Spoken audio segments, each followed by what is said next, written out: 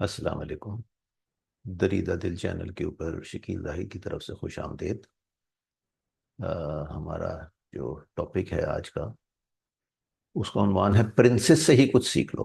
یہ مضمون میں نے ایک بچی کی سے متاثر ہو کے اس کی محبت میں لکھا تھا۔ پرنسس 8 سال کی ایک بچی ہے جو لاہور کے ایک سکول میں تیسری جماعت میں پڑھتی ہے۔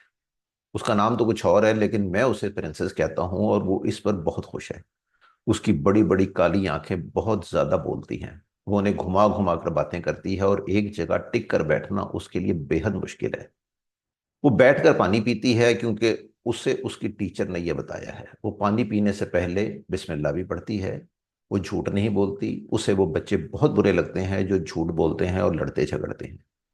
اس کے نزدیک اس کی ٹیچر کا کہا پتھر پر لکیر ہے۔ وہ اس پر بغیر سوچے بنا کوئی بحث کیے عمل کرتی ہے۔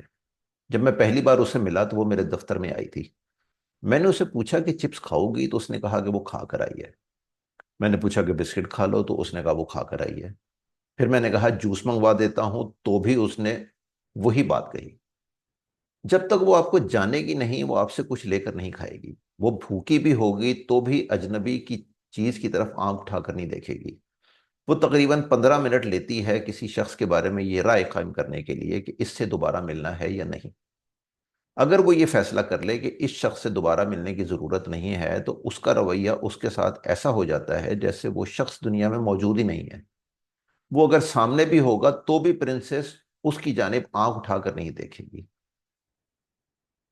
وہ زندگی میں بہت آگے جانا چاہتی ہے۔ وہ شیف بننا چاہتی ہے۔ وہ اپنا ایک سیلون بھی کھولنا چاہتی ہے۔ اسے نئے نئے ڈیزائن کے کپڑے بنانے کا بھی شوق ہے۔ کھیل میں بھی وہ بہت ترقی کرنا چاہتی ہے۔ اس نے بڑے ہو کر آرٹسٹ بھی بننا ہے اور اپنی پینٹنگز کی نمائشیں بھی کرنی ہیں۔ وہ فلموں کی ڈائریکٹر بھی بننا چاہتی ہے۔ ان سارے کاموں کے لیے وہ بہت محنت کرنا چاہتی ہے۔ چنانچہ ان تمام چیزوں کے بارے میں معلومات حاصل کرنا اور ان کے بارے میں پڑھنا اسے بہت پسند ہے۔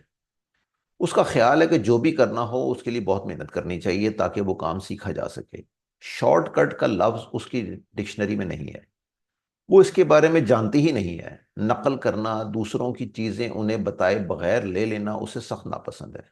وہ بچے جو یہ کام کرتے ہیں ان سے بھی وہ دوستی نہیں کرتی۔ میں سوچتا ہوں کہ کہیں یہ بچی غلط ملک میں تو پیدا نہیں ہو گئی۔ محنت کرنا، اونچے عزائم رکھنا، خواب دیکھنا، سچ بولنا وغیرہ وہ خصوصیات ہیں جن کو ہم ایک عرصہ ہوا ترک کر چکے ہیں۔ ہمارے نزدیک بلند عزائم یہ ہیں کہ ہمارے پاس بہت ساری دولت ہو اور لوگ آتے جاتے ہمیں سلام کریں، ہم سے ڈریں۔ اس کے علاوہ ہمارا کوئی اور عزم نہیں ہے۔ علم حاصل کرنا، تربیت لینا، نئی نئی چیزیں سیکھنا اور نئی جہتوں کو دریافت کرنا ہماری ڈکشنری میں نہیں ہے۔ جھوٹ بولنا، دوسروں کو دھوکہ دینا، ان کا مال غصب کر لینا، ہر صورت میں اپنا فائدہ حاصل کرنا، ہر ترقی کے لیے شارٹ کٹ تلاش کرنا، یہاں تک کہ آخرت میں جنت میں جانے کے لیے بھی شارٹ کٹ ڈھونڈنا ہماری سرشت میں پڑ چکے ہیں۔ پرنسس کو جنت بہت پسند ہے کیونکہ اس کے نزدیک وہاں چیز یعنی پنیر ملے گی، برگر بھی ہوں گے، فرائیڈ چکن بھی وافر مقدار میں دستیاب ہوگا۔ اس کے آگے اسے جنت کے بارے میں کچھ پتہ نہیں اور وہ جاننے میں دلچسپی بھی نہیں رکھتی۔ اسے پکا یقین ہے کہ وہ جنت میں ہی جائے گی کیونکہ وہ جھوٹ نہیں بولتی اور کسی کو تنگ نہیں کرتی۔ جو لوگ اسے ناپسند ہیں وہ صرف ان سے منہ موڑ لیتی ہے۔ اللہ تعالیٰ سے اس کی دوستی ہے اور وہ اس کا بہت خیال رکھتا ہے اور اس کی ہر ضرورت پوری کرتا ہے۔ اس کے نزدیک جنت میں جانے کے لیے اتنا کافی ہے، لیکن جنت کے ساتھ ساتھ اسے اپنی دنیا بہتر بنانے کا بھی بہت شوق ہے۔ اس کے لیے وہ بہتر سے بہتر تعلیم حاصل کرنا چاہتی ہے۔ ابھی حال ہی میں وہ ایک بہتر اسکول میں داخل ہوئی ہے اور اس بات پر وہ بے حد خوش ہے۔ اسے اسکول جانے کا بہت شوق ہے۔ اسکول سے چھٹی کرنا اسے سخت ناپسند ہے۔ وہ اسکول میں روز نئی نئی باتیں سیکھتی ہے اور گھر آ کر اپنی ماں اور اپنے بھائیوں کو بتاتی ہے۔ وہ اپنے دونوں بڑے بھائیوں کی غلطیوں کو خوب اچھی طرح جانتی ہے لیکن کسی کے معاملے میں ٹانگ اڑانا پسند نہیں کرتی، خواہ وہ اس کے بھائی ہی کیوں نہ ہو۔ آپ غور کریں کہ یہ تمام عادات اور خیالات ہماری اکثریت میں نہیں پائے جاتے۔ ہمیں علم حاصل کرنے، نئی نئی باتیں سیکھنے میں کوئی دلچسپی باقی نہیں رہی ہے۔ ہمارے نزدیک جھوٹ بولنے اور دوسروں کو تنگ کرنے کا جنت میں نہ جانے سے کوئی تعلق نہیں ہے۔ ہم سمجھتے ہیں کہ ہم نے کلمہ پڑھ لیا ہے اور ہم نبی اکرم صلی اللہ علیہ وسلم کی امتی ہیں، بس جنت میں جانے کے لیے کافی ہے۔ اللہ تعالیٰ سے ہمارا کوئی تعلق قائم نہیں ہو سکا، زندگی میں ہم اس کی طرف توجہ بھی نہیں دیتے۔ لوگوں کے خیال میں اللہ تعالیٰ کو صرف اس میں دلچسپی ہے کہ کون نمازیں پڑھ رہا ہے، روزے رکھ رہا ہے اور حج اور عمرے کر رہا ہے۔ کچھ کے نزدیک ان میں مذہبی مواقع پر جلوس میں شامل ہونا بھی اہم ہے۔ اگر کسی طرح دنیا کے تمام کافروں، بد عقیدہ لوگوں، مشرکوں، بدعتی لوگوں کو بم سے اڑایا جا سکے تو لوگوں کے نزدیک یہ بہت بڑا ثواب کا کام ہوگا۔ پھر وہ جنت کے حقدار ہوں گے۔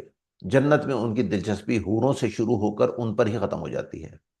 فی جنتی اگر 70 حوریں ملنی ہے تو ہمارے لوگوں کی رال یہیں سے ٹپکنا شروع ہو جاتی ہے۔ وہ ان حوروں کو حاصل کرنے کے لیے دنیا کے کسی بھی انسان کا قتل کرنے کے لیے تیار ہیں۔